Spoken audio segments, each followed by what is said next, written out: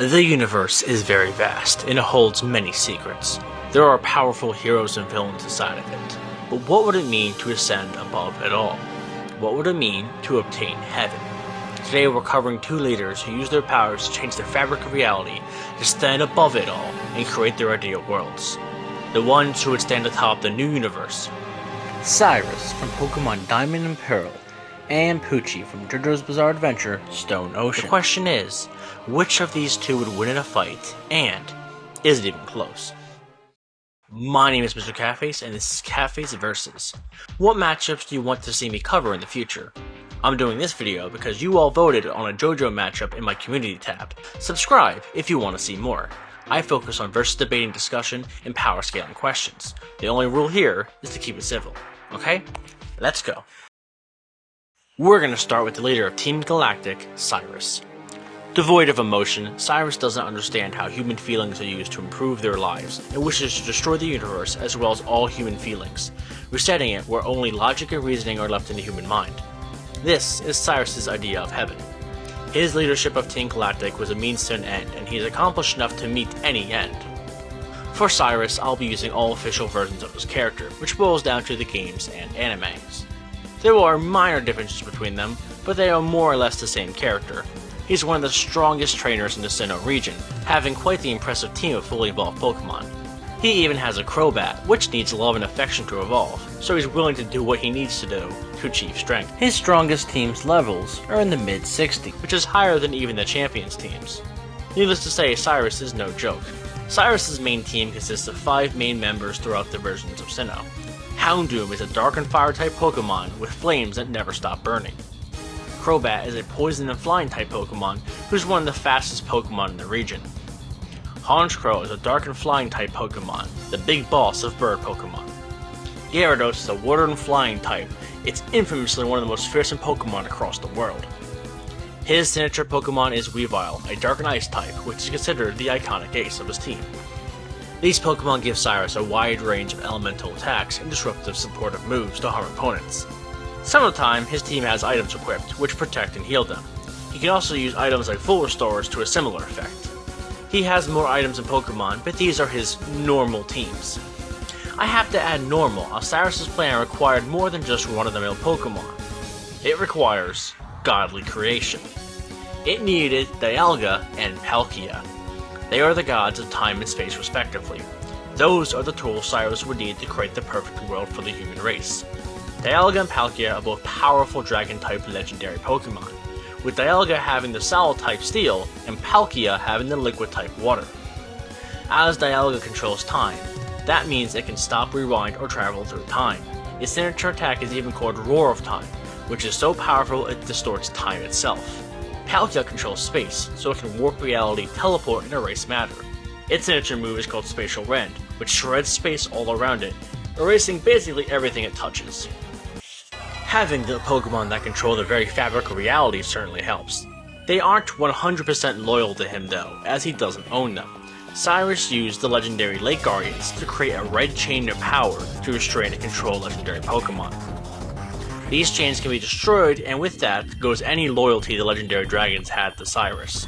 Heck, in Platinum, Giratina dragged him from Pokemon Hell, so they clearly have no love for him. That is unless we look at the alternate Cyrus, who is in Team Rainbow Rocket. In this version, Cyrus won and created his perfect world. He joined Giovanni's super team and is considered one of the strongest trainers in the multiverse. So how strong is Cyrus and his team? Well, those who have seen my Silver Sideguard video know that Pokemon are ridiculous. Both legendaries and the normal Pokemon. All of Cyrus's team members should at least be as strong as first stage Pokemon like Diglett, who can cause massive earthquakes, and Rhyhorn, who can shatter mountains. These are at least small city level feats, but they can go even higher than that. Cyrus's ace Pokemon, Weavile, is much stronger than that. It can hunt and kill Mamoswine, one of the strongest ice-type Pokemon. Its pre-evolution, Piloswine, can cause a violent earthquake that destroys cities. Based on its size, this earthquake is nearly 3 gigatons of TNT, and that's far below what Mamoswine and Weavile should be capable of. But that's small fries compared to the legendary Pokemon of time and space. Dialga and Palkia should scale to each other, as they are counterparts that also fight each other often. Cyrus is going to use them to reset the universe, but they're far above that. Both of their avatars are capable of wiping out the entirety of the Pokemon multiverse, including the infinite time and space between the infinite universes. Also remember that Cyrus's red chains don't exclusively work on legendary Pokemon. If Cyrus has the red chains, which work on these powerful beings, he can probably control any opponent he comes up against. Speed is an incredibly important part of competitive Pokemon, and Cyrus uses a fast team. Champion Cynthia can react to fully evolved Hyper Beams, which should be relativistic on its own, and Cyrus is comparable to her. His team can range from massively hypersonic to faster than light based on different feats from dodging and outspeeding electric-type Pokemon and light-speed attacks. That's 5 Pokemon moving in and around the speed of light at once. Dialga and Palkia are considered some of the strongest and fastest of all Pokemon. They are clearly superior to the Ultra Beasts, who, as I mentioned in the Zygarde video, can move millions of times faster than light at least. Ultra Necrozma could attack through infinite space, and that type of speed is something Dialga and Palkia should surpass, given their extra-dimensional existence. It is fitting Cyrus lost to the player. Pokemon has caused such strong emotions in millions around the world, which is the exact antithesis of his goal. In a way, Cyrus could have never achieved his dreams. He may have denied his human emotions, but just look at his Crobat. It loves him.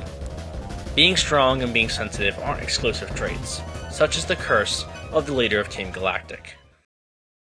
Next, we're looking at the Priest of the Stone Ocean, Father Enrico Pucci.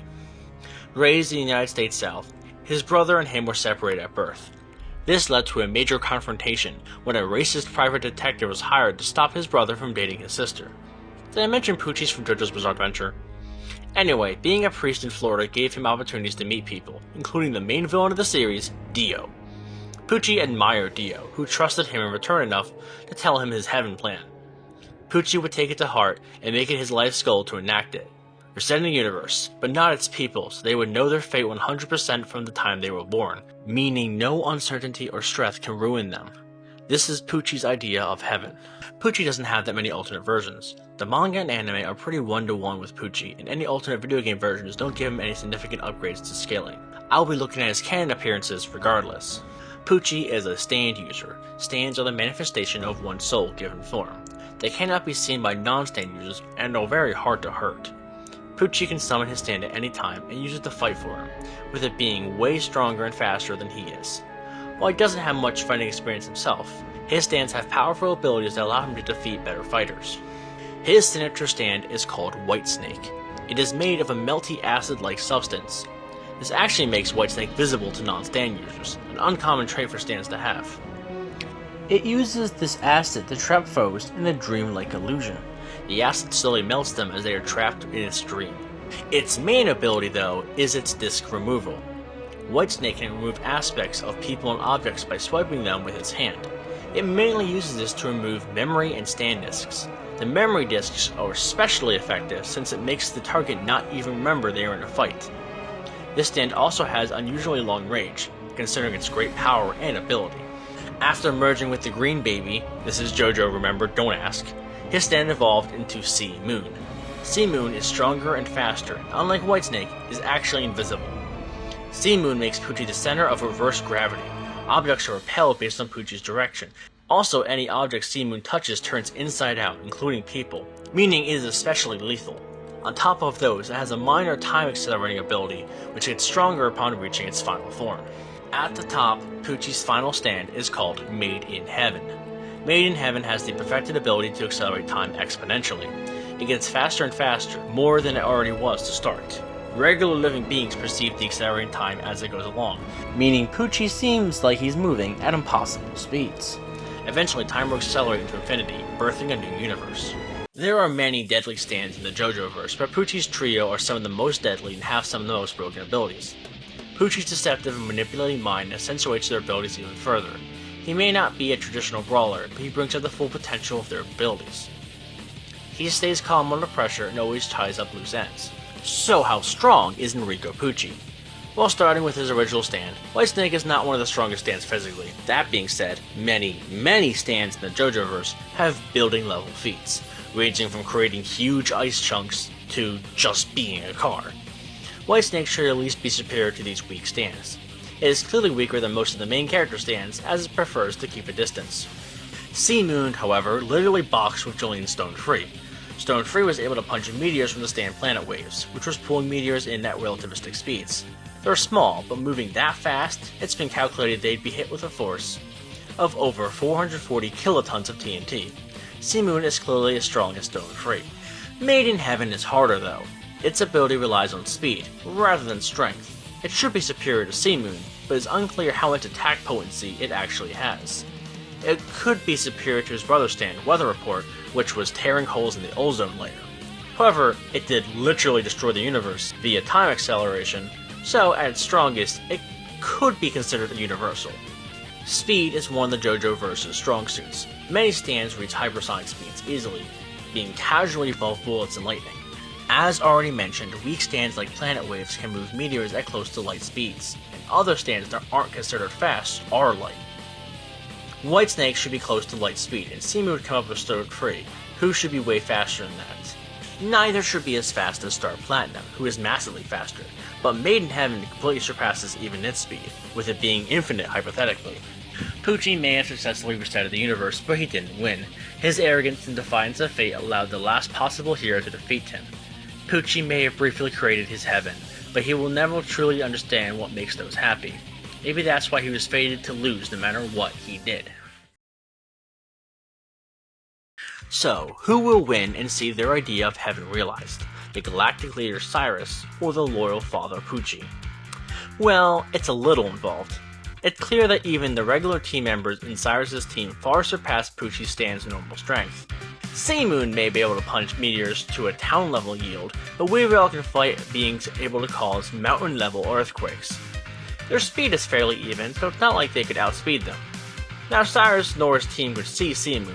When there's 5 Pokemon jumping in, there's only so much that will help. Now, that's not considering the final form of Pucci's plan, Made in Heaven.